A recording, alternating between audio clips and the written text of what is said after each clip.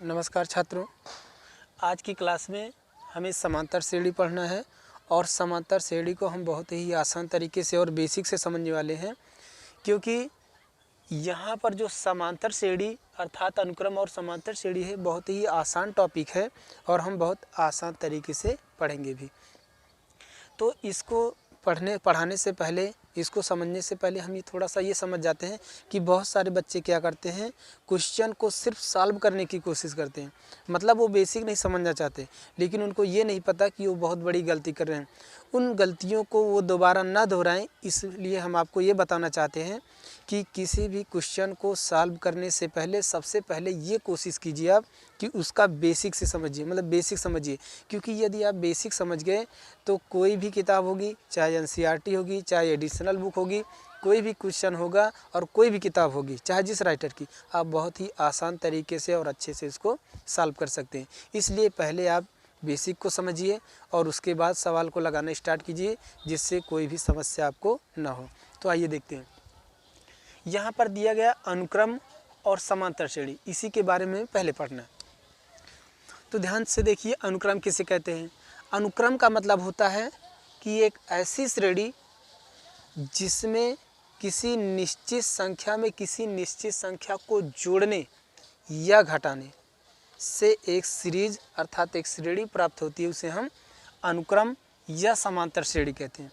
कहने का मतलब कि एक निश्चित संख्या ऐसी कि जिसमें कोई निश्चित संख्या जोड़ी जाए या घटाई जाए तो अगली संख्या प्राप्त होती चली जाए। तो जिस निश्चित संख्या को हम जोड़ते या घटाते हैं उसको उस समांतर श्रेणी का या उस अनुक्रम का पदांतर या सार्वंतर कहते हैं। सार्वंतर का मतलब होता है कि सभी पदों का अंतर जो सब में समान होगा। यदि वो कोई श्रेणी है या अनुक्रम है तो सभी में जो कॉमन होगा, जिसे हम सार्वंतर करें, कॉमन डिफरेंस भी कहते हैं अंग्रेजी में, वो क्या होगा, सब में समान होगा। तो चाहे ये होगी और चाहे ये होगी, दोनों में सूक्ष्म ही परिवर्तन है, बाकी ज़्यादा कोई परिवर्तन नहीं है। जैसे इसका क्वेश्चन सॉल्व होगा, सेम कंडीशन इसकी सॉल्व करने की है, सिर्फ पहचानने का थोड़ा सा तरीका अलग है। जैसे अनुक्रम में क्या होता है, सभी पद कामा के साथ लिखे जाते हैं और समांतर श्रेणी में क्या होता है, सभी पद प्लस चिन्ह के साथ लिखे जाते हैं। जैसे 1 है, कामा 2 है, कामा 3 है, कामा 4 है, कामा 5 है, कामा 6, ऐसे डॉट डॉट सो ऑन। तो कहने का मतलब ये क्या है, एक अनुक्रम है। और अनुक्रम में ध्यान से देखिए कि इसको अनुक्रम हम तभी कह सकते हैं जब इन सभी पदों के बीच में कॉमन क्या हो, समान हो, अर्थात एक जैसा हो। जैसे ध्यान से देखिए, 1 के बाद 2 आ रहा, 2 के बाद 3 आ रहा, 3 के बाद 4 आ रहा, 4 के बाद 5 आ रहा, 5 के बाद 6 आ रहा है। तो सभी के बीच में कितने का अंतर है, इसके बीच में +1 का अंतर है, इसके बीच में +1 का अंतर है, इसके बीच में +1 का अंतर है, इसके बीच में +1 का अंतर है, इसी तरह से इसके भी बीच में +1 का अंतर है। ऐसे डॉट डॉट जितनी भी संख्या लिखी जाएंगी सभी के बीच में क्या है, +1 का अंतर है। तो जो सभी पदों के बीच में जो अंतर होता है उसको हम क्या बोलते हैं, उसको हम सार्वंतर बोलते हैं। इसे क्या कहते हैं, सार्वंतर। सार्वंतर को स्मॉल डी से दिखाया जाता है, कैपिटल डी से भी दिखा सकते हैं, बराबर क्या हो जाएगा, 1 हो जाएगा। इसी तरह से ये जो पहला पद लिखा है, जो पहले लिखा गया, इसे हम प्रथम पद बोलते हैं, इसे दूसरा पद बोलते हैं, इसे तीसरा बोलते हैं, इसे चौथा, इसे पांचवा, इसी तरीके से डॉट डॉट आगे तक। तो कहने का मतलब क्या है कि जैसे अगर हम इसे लिखना चाहें तो T1 कह सकते हैं पहले को, T2 कह सकते हैं दूसरे को, T3 कह सकते हैं तीसरे को, T4 टर्म होगा और जो 1 2 नीचे लिखा जाता है। जैसे अगर हम सार्वंतर निकालने की कोशिश करें तो इसका फार्मूला होता है D बराबर T2 माइनस T1। कहने का मतलब जो वैल्यू हम लेंगे उसके जस्ट पहले वाला पद ही हमें उसमें क्या करना होगा, घटाना होगा। जैसे T2 ले रहे हैं तो T1 घटाना, मतलब कि अगर ये पद ले रहे हैं तो इसके पहले वाला 1 घटाना होगा, T3 ले रहे हैं तो इसके पहले हमें 2 घटाना होगा। ये हम क्या करते हैं, सार्वंतर ज्ञात करने के लिए ऐसा करते हैं। तो T3 माइनस T2 हो जाएगा। ये क्या है, सार्वंतर निकालने का सूत्र है और यही तरीका इसमें भी होगा। फ़र्क क्या है, यहाँ पर सभी पद कामा के साथ लिखे थे, यहाँ पर क्या हो जाएगा, 1 + 2 + 3 + 4 + 5 + डॉट डॉट आगे तक। तो जैसे ध्यान से देखिए, पहला पद क्या है, पहले पद को हम हमेशा A से दिखाते हैं, A बराबर हो जाएगा 1। सार्वंतर निकालना है तो सार्वधातुक क्या करते हैं, जो पद लेते हैं उसी के जस्ट पहले वाला पद घटा जाता है। तो यहाँ पर क्या हो जाएगा, 2 - 1 बराबर 1 हो जाएगा। और हमने आपको बताया था ऐसे यहाँ पर भी और यहाँ पर भी देख सकते हैं, 1 के बाद 2 आता है, 2 के बाद 3 आता है, 3 के बाद 4 आता है। इसी तरीके से सभी पदों के बीच में जो अंतर होगा जिसे हम सार्वधातुक कहते हैं वो क्या होगा, 1 होगा। तो दोनों में हमने क्या सीखा, समांतर श्रेणी प्लस चिन्ह के साथ लिखी जाती है, बाकी सारा तरीका वही होता है जो अनुक्रम का होता है। और अनुक्रम में क्या होता है, सभी पद कामा के साथ लिखे जाते हैं। अब इसके आगे हम कुछ सवाल को लेकर के सॉल्व करते हैं।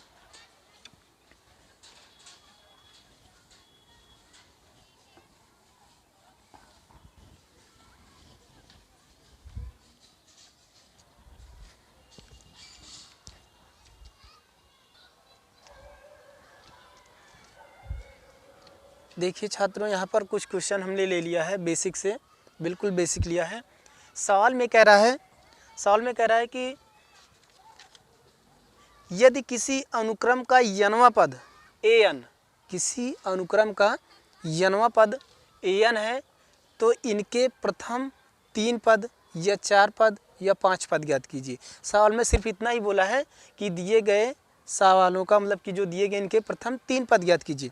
तो हम आपको 3 पद ज्ञात करके बताते हैं और इसी अनुसार आप इसके 3 पद, 4 पद, 5 पद जितने भी चाहें n बराबर रख करके सॉल्व कर सकते हैं। तो हम देखते हैं पहला क्वेश्चन। जैसे प्रथम 3 पद ज्ञात करना है तो पहला क्वेश्चन हम लेते हैं। पहले में क्या कह रहा है, an बराबर 2n + 5 ये दिया गया है। तो इसमें अगर प्रथम 3 पद ज्ञात करना है तो हम पहले क्या करेंगे, n बराबर 1 के लिए जहाँ मतलब कि n मौजूद है वहाँ हम क्या करेंगे, n बराबर 1 रखेंगे। तो 1 रखेंगे तो सॉल्व करने के बाद जो आएगा वो an बराबर का मान होगा। ठीक, कहने का मतलब a1 बराबर हो जाएगा 2 × 1 + 5। तो कितना हो जाएगा, 2 × 2 + 5 तो 5 × 2 = 7 हो जाएगा। a1 बराबर आ जाएगा, पहला मान से बना गया। इसी तरह से n बराबर 2 के लिए, n बराबर 2 के लिए तो क्या करेंगे, इसी सवाल में एक बार n बराबर 2 रखेंगे तो a2 बराबर हो जाएगा 2 और n की जगह पर क्या रखेंगे, 2 + 5 तो ये कितना हो जाएगा, 2 दूना 4 + 5 तो 5 4 क्या हो जाएगा, 9 हो जाएगा। a2 बराबर हो जाएगा 9। इसी तरह से तीसरे के लिए n बराबर 3 के लिए, n बराबर 3 के लिए हो जाएगा। तो क्या करेंगे, इसी सवाल में एक बार हमें n बराबर 3 रखना है तो क्या हो जाएगा, a3 बराबर 2 × 3 + 5 3 दूनी 6 + 5 तो 6 5 क्या हो जाएगा, 11 हो जाएगा। तो a3 कितना आ जाएगा, 11 आ गया। ध्यान से देखिए, हमने 3 पद ज्ञात कर लिया, एक बार n बराबर 1 के लिए, एक बार n बराबर 2 के लिए, एक बार n बराबर 3 के लिए। तो इसी सवाल में जो हमें दिया गया था, हमने पहला क्वेश्चन लिया था, ये एक बार हमें n बराबर 1 रख करके जो आएगा वो हमारा पहला मान होगा, n बराबर 2 रख करके जो आएगा वो हमारा दूसरा मान होगा, इसी तरह से n बराबर 3 रख करके जो आएगा हमारा तीसरा मान होगा। इसी तरह से अगर आपसे 4 पद बोले, 5 पद बोले तो n बराबर 4, n बराबर 5 रख करके आप सॉल्व कर सकते हैं, बिल्कुल एट दिस टाइप, इस तरीके से। इसी तरह से दूसरा क्वेश्चन देखते हैं, आप इसको नोट डाउन कर लीजिए।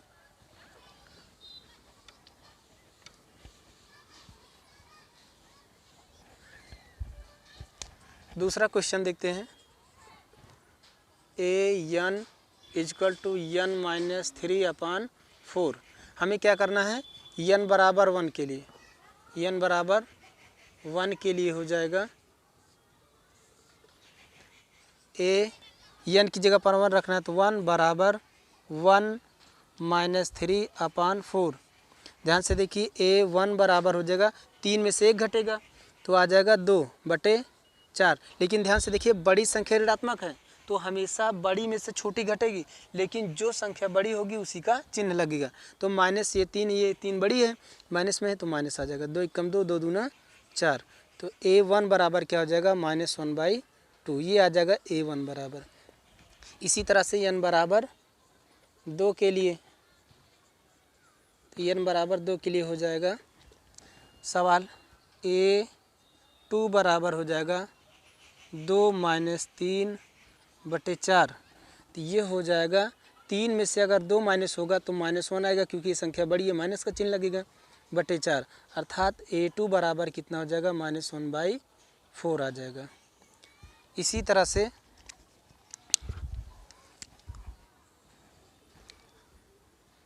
n बराबर 3 के लिए,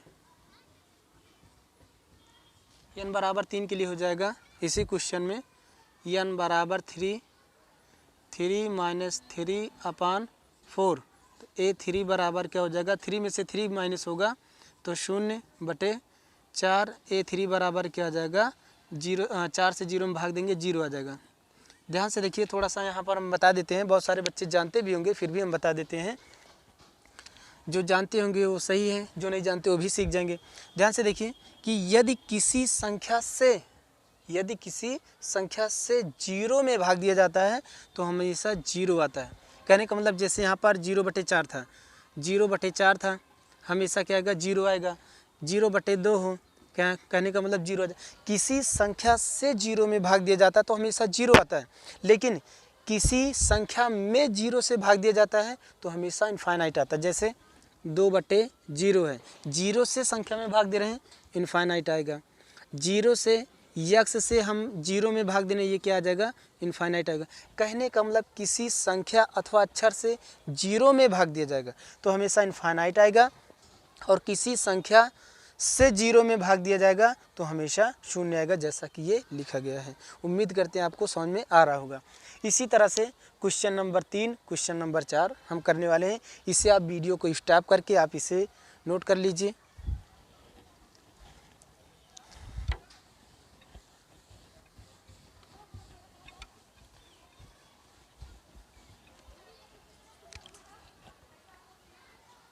क्वेश्चन नंबर 3, तो n बराबर 1 के लिए क्या हो जाएगा, A1 बराबर 1, यहाँ पर 1 रखेंगे, 1 + 2 आ जाएगा। A1 बराबर 2 1 3, 1 से गुणा होगा कोई फ़र्क नहीं पड़ेगा, 2 1 3 आ जाएगा। A1 बराबर 3। इसी तरह से n बराबर 2 के लिए तो क्या हो जाएगा, n की जगह पर 2 रखेंगे तो A2 बराबर हो जाएगा 2 2 + 2, तो कितना हो जाएगा 2 2 2 4, तो ये 4 हो जाएगा, 4 दूनी 8। A2 बराबर कितना आ जाएगा 8 आ जाएगा, दूसरा मान 8 हो जाएगा। इसी तरह से n बराबर 3 के लिए